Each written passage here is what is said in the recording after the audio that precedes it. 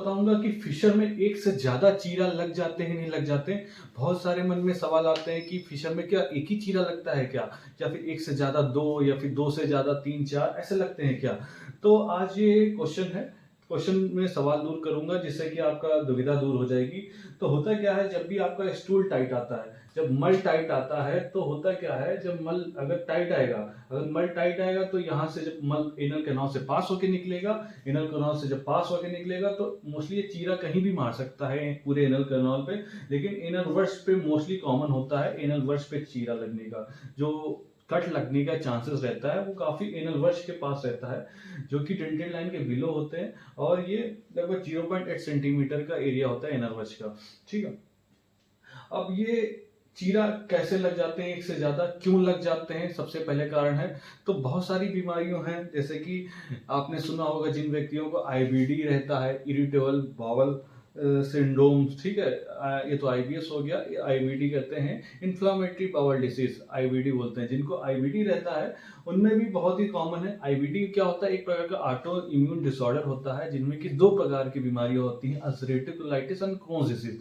Ulcerative colitis में एक प्रोक्टाइटिस disease होती है जिसमें कि आपकी मल द्वार की जो एनल वाल होती हैं उसकी जो दो लेयर होती है, म्यूकोसा और सब म्यूकोसा, उसमें चीरा लगने की वजह से ऑटो इम्यून डिसऑर्डर के कारण वहां पे चीरा या फिर घाव हो जाते हैं, अपने आप ही हो जाते हैं, और इसी कारण आपको दर्द होता है, जलन होता है, खुजली होता है, रक्त आता है। क्योंकि अगर आपके एनल वॉल पे, अगर एनल एरिया पे या फिर एनल वर्स पे कहीं भी चीरा लगेगा तो ब्लीडिंग होगी दोस्तों, और ये दर्द भी होगा, क्योंकि यहाँ पे जो नर्व कंडक्शन रहता है, सोमैटिक नर्व का कंडक्शन रहता है, ये पेन सेंसेशन करती है और ये दर्द होता है। वहीं जब डेंटल लाइन के ऊपर अगर हिस्से में अगर आपको कहीं कट लगता है तो दर्द नहीं होता, सिर्फ खून आता है, क्योंकि वहाँ ऑटोनॉमिक नर्व होती है।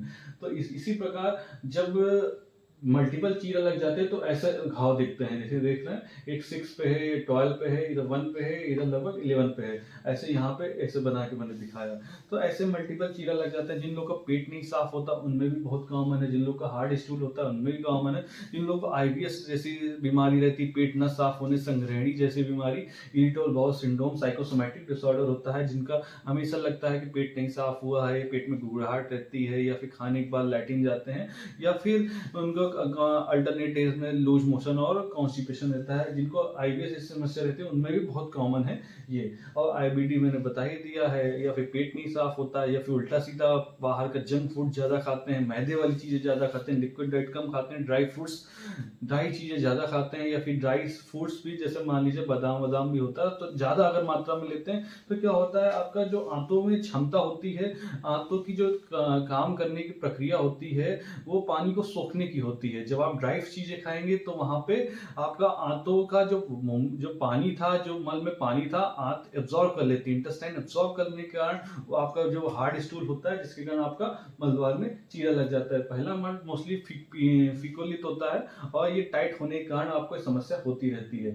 तो दोस्तों ये रही जानकारी, क्या फिशर में एक से ज्यादा चीरा लग जाते हैं? तो जी बिल्कुल, एक से ज्यादा 2 3 4 5 भी लग जाते हैं। प्रोक्टाइटिस स्थिति हो जाती है, जैसे कि अल्सरेटिव कोलाइटिस में बताया था, जिसके कारण वो आपको ऑटोइम्यून डिसऑर्डर बीमारी है, काफी खतरनाक बीमारी है।